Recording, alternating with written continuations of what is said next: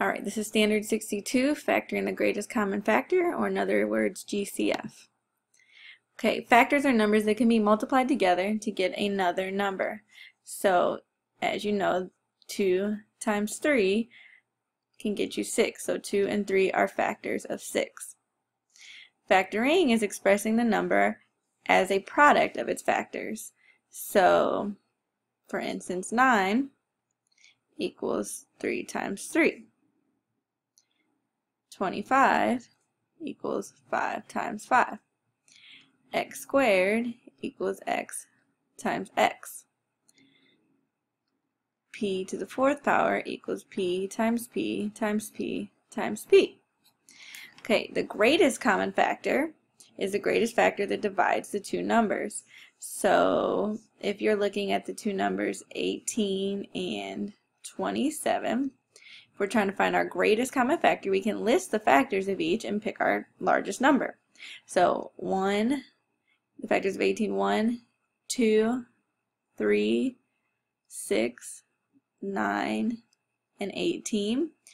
And the factors of 27 are 1, 3, 9, and 27. So as you can see, 9 would be our greatest common factor of these two numbers. Okay, so factoring is the opposite, factoring polynomials is the opposite of multiplying.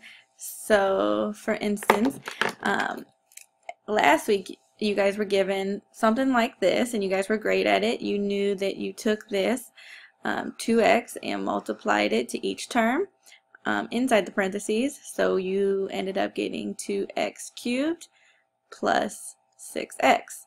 Well, now with factoring, we're going to be given something that looks like this, and you're going to come up with this. So you're working backwards basically. Okay, so example number 1. So the way I would start out doing it until you become experts at it is to start by writing the factors of each term. So for instance, this term we have 27, so the factors are 1, 3, 9, and 27. My factors of y squared, that means I have y times y. Okay, and then for 18, I have 1, 2, 3, 6, 9, and 18. And then I obviously only have one y with that term. So then you look at each term. You first pick your greatest number factor. So we have 9 being the greatest number. And then for the variables, I have 2 y's here, and then 1 here. So you can only factor out the most that you can take out in both terms. So what that means is if I have 2 here and only 1 here, that means I can only take out a total of 1 y. I can only factor out a total of 1 y since they both don't have 2. Okay, so the numbers that we are factoring out are coming on the outside of the parentheses. So I'm going to factor out my 9 and then my y to the 1 power and open up my parentheses. So this is the part where you figure out what you did not factor out. So what factors multiply to get you back to the original expression. So 9 times what gets me back to 27? I know that's 3. And then I factored out 1y, but I want to get back to y squared. So I have y times y will get me back to y squared. I'm going to bring down my plus sign. And then we got to get back to 18 for this term. So we have 9 times what gets me back to 18. I know that that's 2. And then I factored out 1y, and this term only had 1 y. So we're going to... That means that there's no y's there left on the inside of the parentheses with that term. So I'm going to just close my parentheses. Now, what you can always do, so you can know right away if you get 100%, is check your answer. Okay, so you can multiply back out because you guys are great at doing that. So we have, if I took this and multiplied, I would get back to 27y squared plus 9 times 2 is 18y, and as you can see, that was my original expression that I was factoring. So yes, this is a correct answer. Okay, example 2. So this one's a tad easier actually. So I'm still going to write out my factors until I become perfect at it. So my factors of 15 are 1, 3, 5, and 15. My factors, and then I just have one W with that term. My factors of 3 are 1 and 3, and then I obviously have a V there. So as you can see, my greatest common factor here is 3, and that's it, because this term has a W, this has a V, so I can't factor out either one of those because they don't both have it. They both terms have to have it, or if we have 3 terms, all 3 terms have to have it. So I'm going to take out my 3, and then I'm going to open up my parentheses. What times 3 gets me back to 15? And I know that that is 5, and then the W that I did not factor out is still there. I'm going to bring down my minus sign. What times 3 gets me back to 3? Obviously is 1, and then I have a V. So I'm just going to write my V. You can write the 1 in front if that helps you, but you do not have to in algebra. We only have to write the 1 when nothing else is left there. So if the V wasn't there, we would have to write the 1, but you don't have to write it if the V is there. Again, you can always check. So you can multiply back out. I know that 3 times 5W is 15W.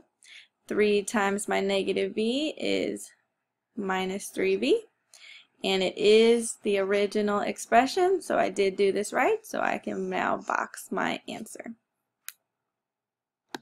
Example 3. Okay, as you can see, we have 3 terms here. So you do the exact same thing, nothing is different. You just make sure to find the greatest common factor of all 3 terms.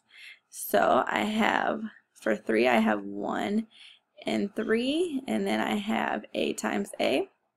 For this term, I have 1, 2, 3, and 6, and then I just have 1A. And then for 18, I have 1, 2, 3, 6, 9, and 18. Okay, so finding my greatest common factor, GCF. I look at each of these, I notice that 3 is common, and it is the largest number that is common in all 3 terms. So I know I'm going to factor out a 3. And then I look to see if I have any variables that are common. So this term has 2 A's, this has 1 A, but this term has none. So because this term has no A's, I cannot factor any of them out. So I'm going to go ahead and open up my parentheses. What times 3 gets me back to 3A squared is just my A squared that I did not factor out. I'm going to bring down my plus sign. What times 3 gets me back to 6? We all know that's a 2. So 3 times 2 gets me back to 6, and then the A that I did not factor out. And then bring down my minus sign. What times 3 gets me back to the 18 is 6. Close my parentheses. That has no A's.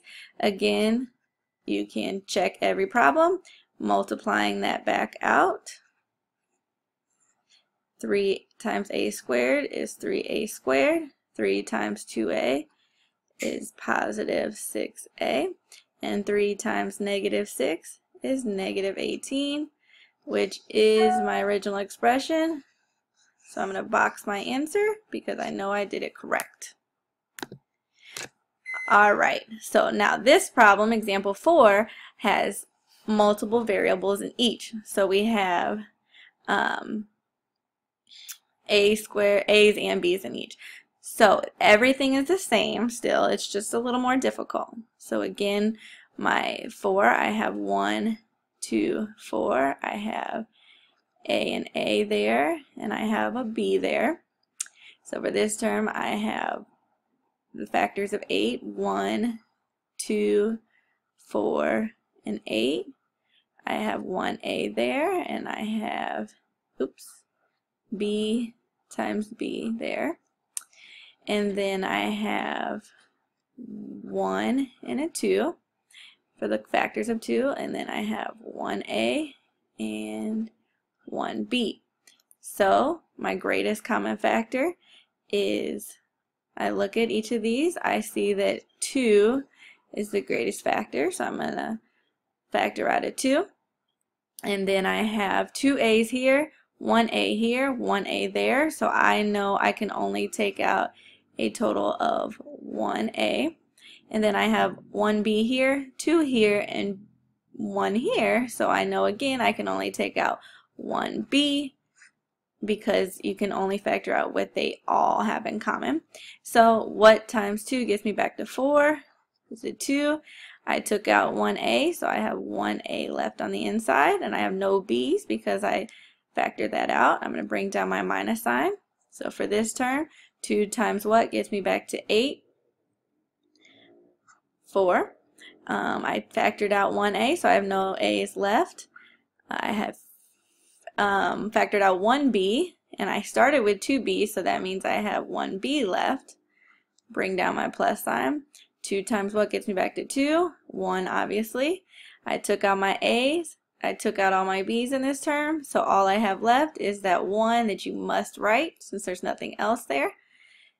And again, you can check, but because I'm running out of time, I'm going to skip that and let you check on your own.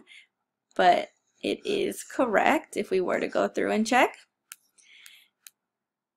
Alright, so here are your 2 U-Try problems. Make sure you attempt them, try to get your best answers, check your answers, and then come with them ready to go to class tomorrow.